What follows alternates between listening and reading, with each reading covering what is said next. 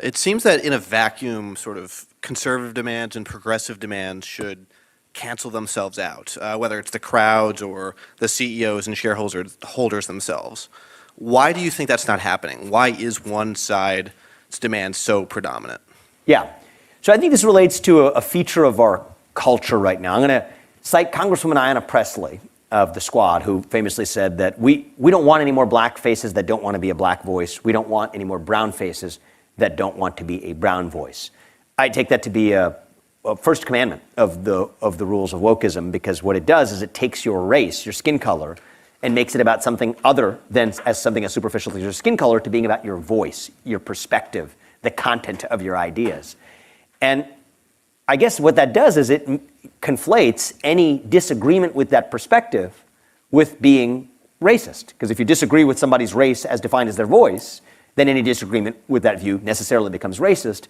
And culturally, we live in a moment where there's probably no greater damnation in modern America than to be called a racist. So when given the choice between pledging allegiance to that new religion or being tarred with that scarlet R, everyday Americans would rather bend the knee. And then you get into agency costs at the level of the corporation, where if you're the CEO, you might be the person individually bearing that risk of carrying the cross, bearing the cross of that scarlet R, which you'd rather not do because your life is going to be a whole lot better off, but the company is not going to be that much worse off if it actually bends the knee to that orthodoxy. I think that's a big part of how we got to where we are.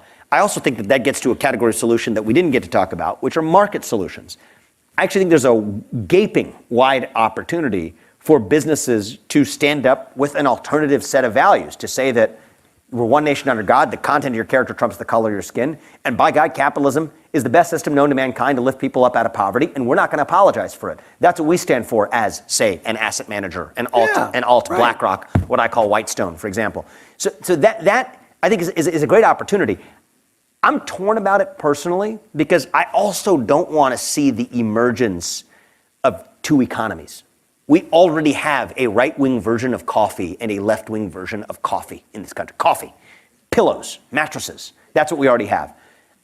With Major League Baseball making statements that make it sound more like a super PAC than a sports league, we may be on our path to having two forms of baseball. And if we get to that day where there's a right-wing version of baseball and a left-wing version of baseball, that may be the beginning of the end of the Tocquevillian vision of American unity, because we require those apolitical spaces, an apolitical private sector to bind us together across our differences, whether we're black or white, whether we're Democrat or Republican. And if we lose that, I think that is what the path to a civil war looks like. The version 1.0 of our Civil War 150 years ago taught us as much. And so I'm torn about, as an investor wearing my hat, I think that many of those solutions could succeed. I think if done the right way, I hope they have the effect of waking up the rest of corporate America to say, boy, did we screw that up, and swing the pendulum back. And I think that's the good way it ends, and hopefully the way it actually plays out. I'm an optimist.